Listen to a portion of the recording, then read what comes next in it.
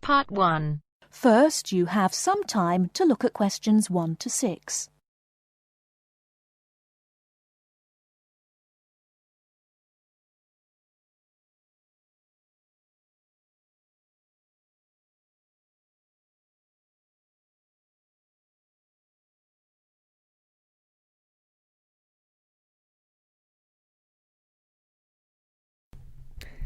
Good morning, Towers Car Insurance. How can I help you?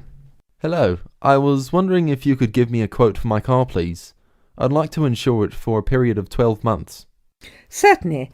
I need to take down a few details first of all. Can I have your name, please? Certainly, it's James Bartolo. Sorry, can you say that again, please? Sure, James Bartolo. That's Bartolo. OK, thanks. And your date of birth? It's the 1st of the 8th, 1973. Great. And can you give me your address, please? Sure, it's 146 Eastern Road, Chester. Fabulous. Now, is the insurance for just yourself? No, actually my wife drives the car too. Her name is Alice Jackson and her date of birth is the 23rd of the 4th, 1968. That's OK. I just need to write yes or no, and the make and model of the car you wish to insure. It's a 1998 Ford Laser. OK. And do you have any idea of the value of the car? Yes, it's around £4,000. I only bought it about a week ago. Before you hear the rest of the conversation, you have some time to look at questions 7 to 10.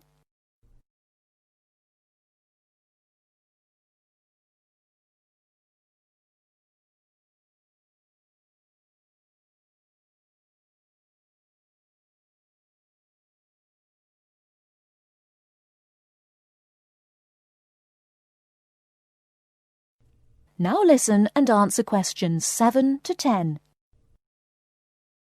OK. And do either you or your wife have any previous convictions or disqualifications? I'm sorry we have to ask this question, but of course it affects the price of the insurance cover. Not a problem. No, actually we both have clean driving licenses. Nothing so far, touch wood. Good. So I can write none for that question. Now, who were you previously insured with? With Aitken Insurance. I'm sorry, could you spell that? Yes, it's Aitken. I actually have a 3 years no claims bonus too. Great. That will bring the price down a little for you too. OK, if you just give me a few minutes, I'll work out a price for you now. That looks like it will be £275 per year. That sounds good to me. Can I pay for that now over the telephone? That is the end of Part 1. You now have half a minute to check your answers.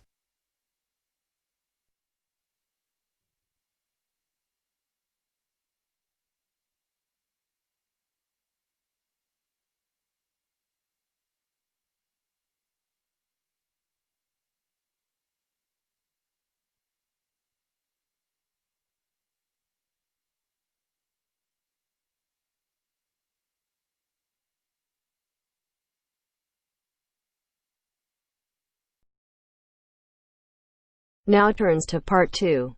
Part 2. You will hear two students talking about university clubs and societies. First, you have some time to look at questions 11 to 17.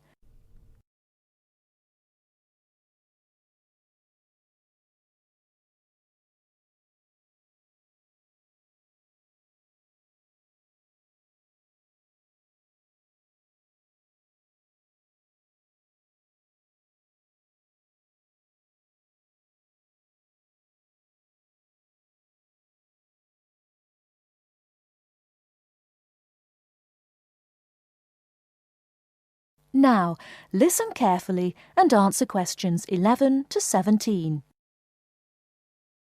Hello, are you the person to ask about joining a club? Yes, I am. What would you like to know? Well, I'm interested in several things, but I'd like to know more about the different clubs and how much they cost. I'm looking for a small club that's not too expensive. OK. Have a look at this table. You can see the names of the clubs, the fees, and the number of members. I'm afraid they aren't in any order. If you look at the top of the list, the first club is table tennis. That's one of our new clubs. Oh, right. So the table tennis club costs £20. That's quite expensive. Yes, it is a bit expensive. The cross-country cycling club is cheaper, though. Membership fees are only £15, but on the other hand, it's got 100 members. The film and drama club costs a lot, doesn't it? Yes, £50 is a lot, and that's probably why it only has 12 members. Is there any other club you think looks interesting? Look at the next one, street dance. Have you ever done any street dance? No, I haven't really. It's the cheapest. It only costs £5. OK. Shall we start with your interests? What do you like doing best? Well, I like photography. I've got a professional camera, so I take it quite seriously. But I can't really imagine belonging to a club to take photographs. I usually go on long walks on my own and take photos. So I like photography, but I wouldn't want to join a club to do it. OK. So what else do you like doing? Running? Oh no, not running. I like walking, but I hate running. I'm afraid the running club isn't for me, or the cycling club. And film and drama? No, it's far too expensive. But I do like yoga. I've practiced yoga on and off for years. How many members does the yoga club have? It's always a small group. A lot of people sign up at the beginning of term, but they stop going after a few weeks. So they're left with a few regular members every year. That sounds good. I think I'd like to join the yoga club. And what about the contemporary dance club? Is it expensive? Contemporary dance? No. It's not expensive. £10 for the term. Do you like dance? Well, I've never tried contemporary dance, but I do like jazz and tap dance. How often does the group meet? Before you hear the rest of the talk, you have some time to look at questions 18 to 20.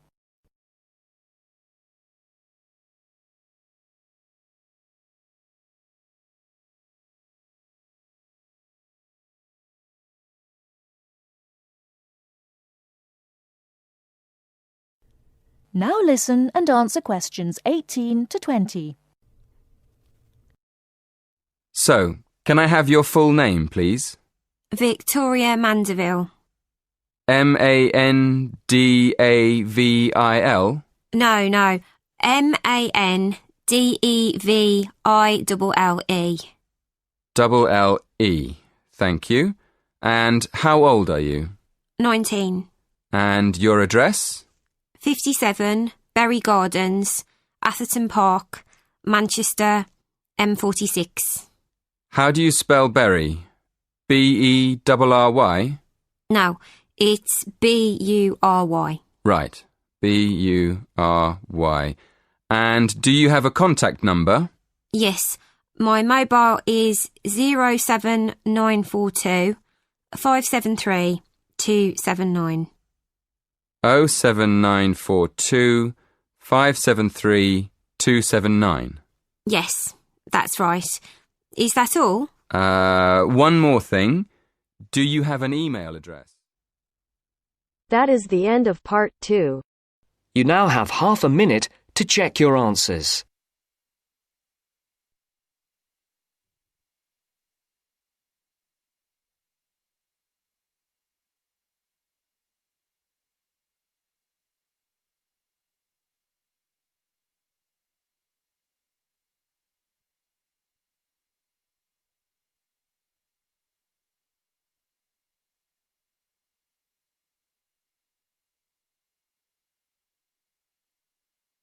Now turns to part 3. Part 3. You will hear a conversation between two students. One of them is explaining to the other how to use the university library. First, you have some time to look at questions 21 to 24.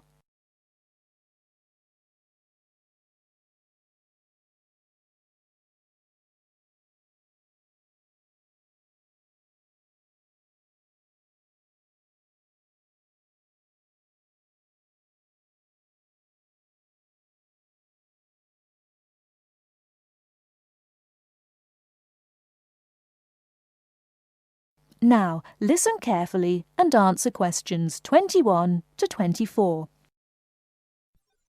Excuse me, Lily. Could you help me? You know, we've got an essay to write about eating customs across the world. Yeah, we have to borrow some books, don't we? Yes, but I missed the library training. Do you think you could show me how to find the books and how to take them out? Sure, no problem. Shall I tell you about the different parts of the library first? Oh, yes. Thank you very much. Okay then, let's look at the plan of the library. Here, you can see the main door on the north side that leads into the lobby. In the middle of the building, there's a big open PC zone. The lift and stairs are on the left as you go in, and on the other side of the building, there's the library cafe. That part of the library is pretty sociable. It's a good place to study with friends. I really prefer to study alone. Is there anywhere in the library I can go? Oh, if you like studying in a quiet place, it's better to go upstairs to the silent zone. As you come out of the lift or up the stairs, you'll see a section on your right facing north, which is closed off. That's the silent zone. On the other side, facing south, are the bookshelves with all the cookbooks and... Before you hear the rest of the talk, you have some time to look at questions 25 to 30.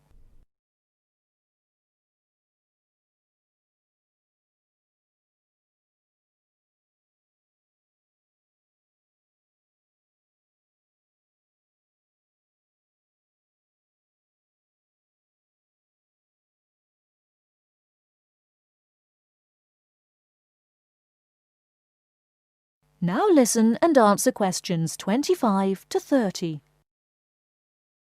Now, can you show me how to find a book?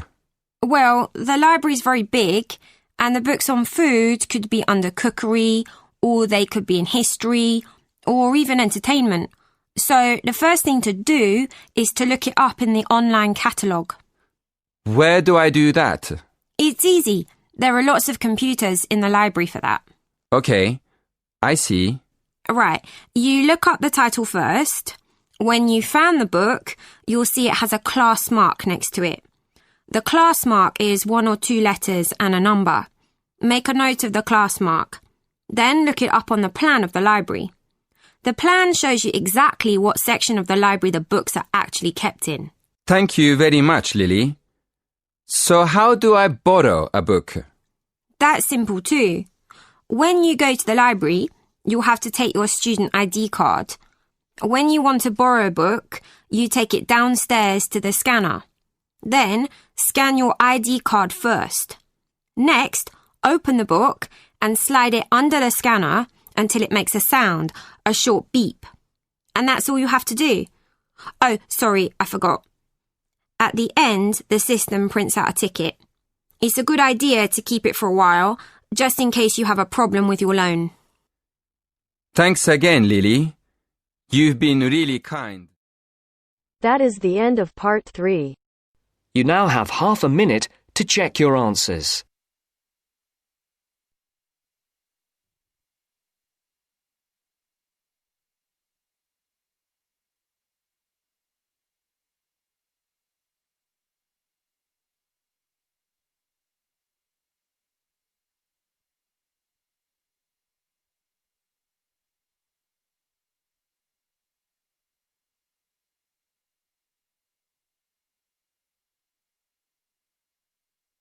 Now turns to part 4.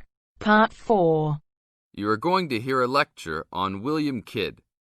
First, you have some time to look at questions 31 to 40.